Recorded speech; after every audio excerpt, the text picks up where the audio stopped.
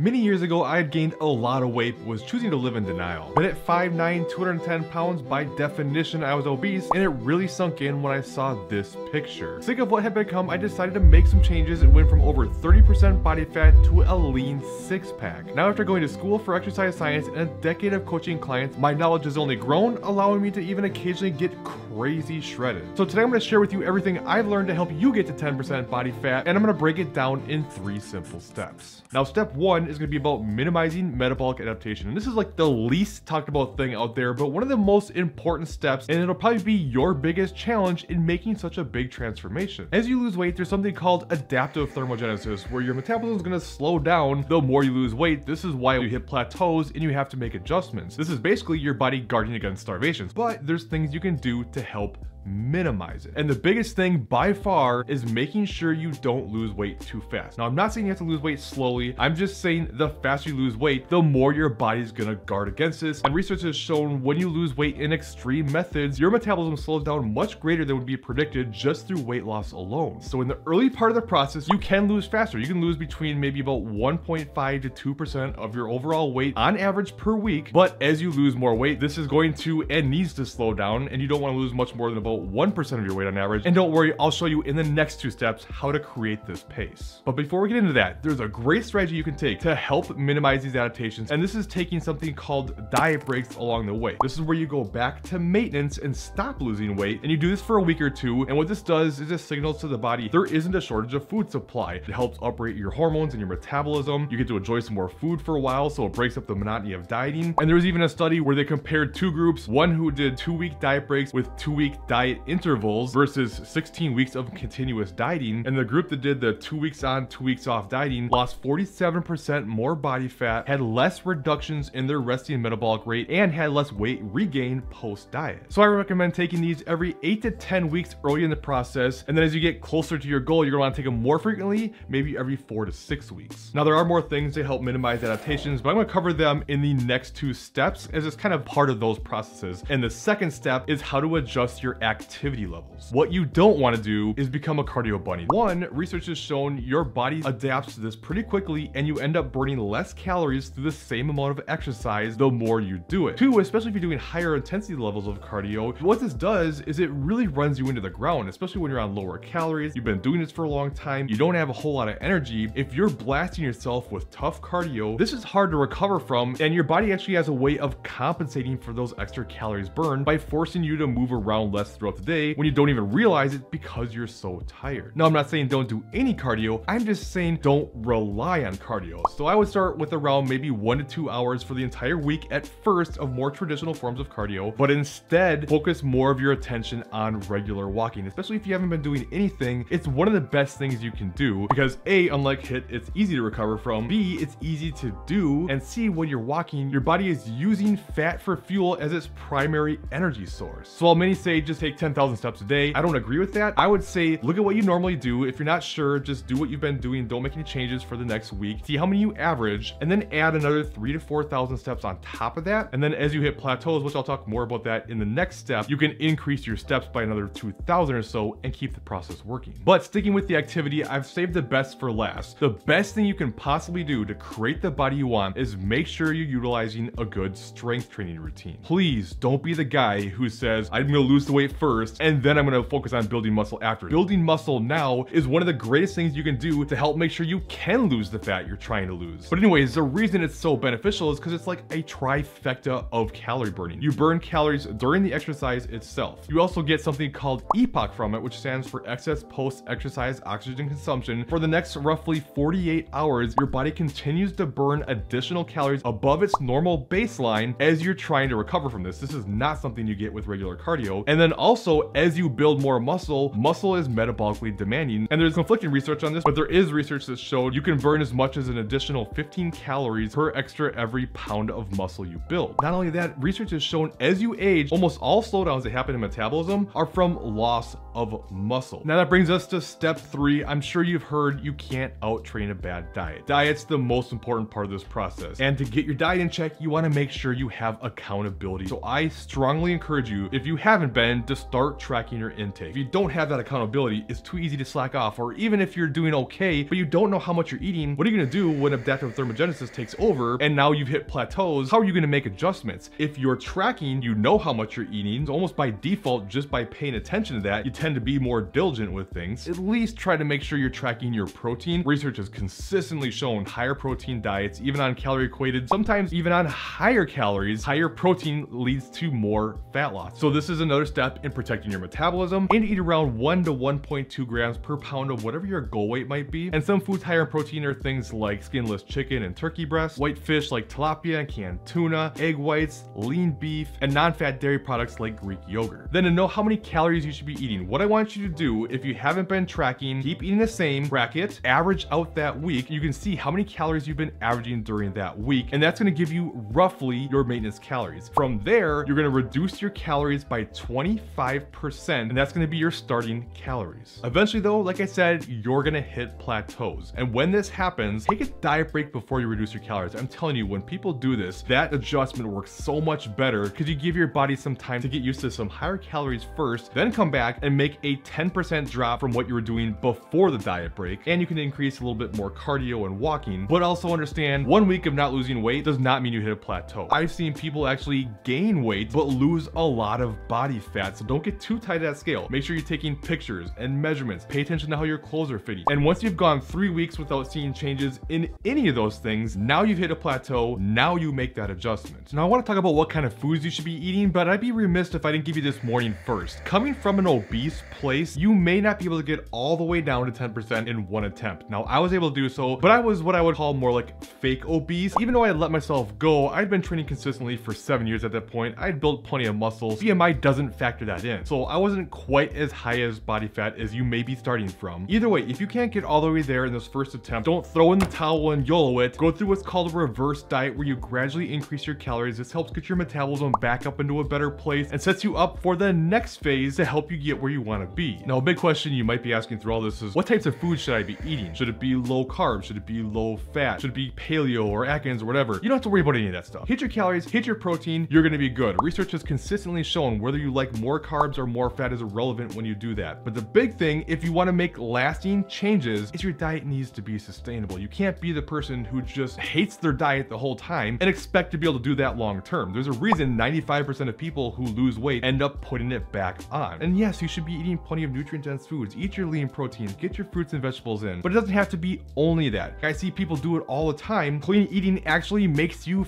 fatter if you're not careful. But here's the thing, this topic is really important, but this video is long enough. So what I want you to do now is check out this video next, and you can find out why clean eating not only can keep you from getting results, but also make you fatter. So check that out next, and I'll see you in that other video.